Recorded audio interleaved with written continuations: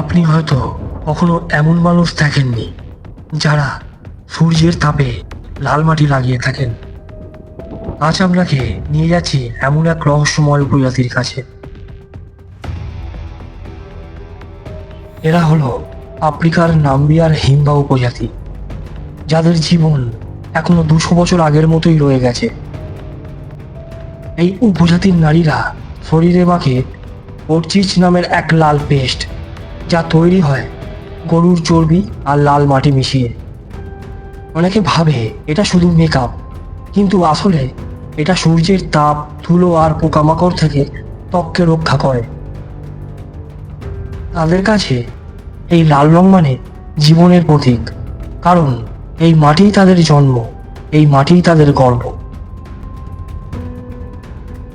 Himba উপজাতিরা থাকে নাম্বিয়ার উত্তর পশ্চিমে, যেখানে বৃষ্টি আসে বছরে মাত্র কয়েকবার।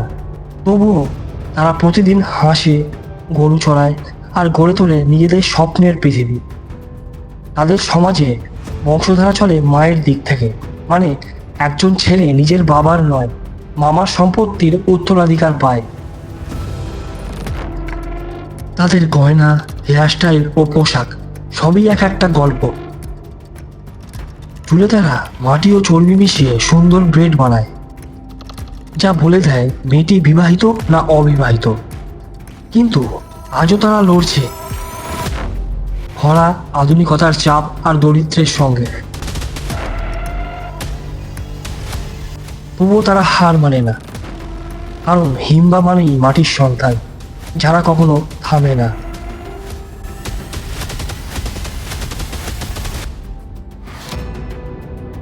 এদের আরও একটা মজার প্রথা চালু আছে, যেটা শুনলে আপনারা চমকে উঠবেন।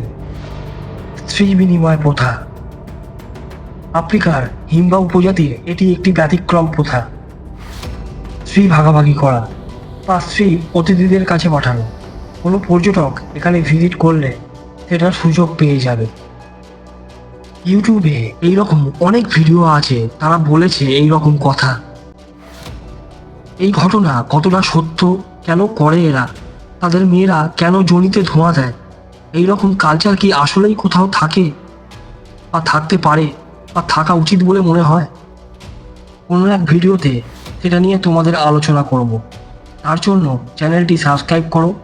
এমন অদেখা গল্পের দুনিয়ায় আবারও দেখা হবে।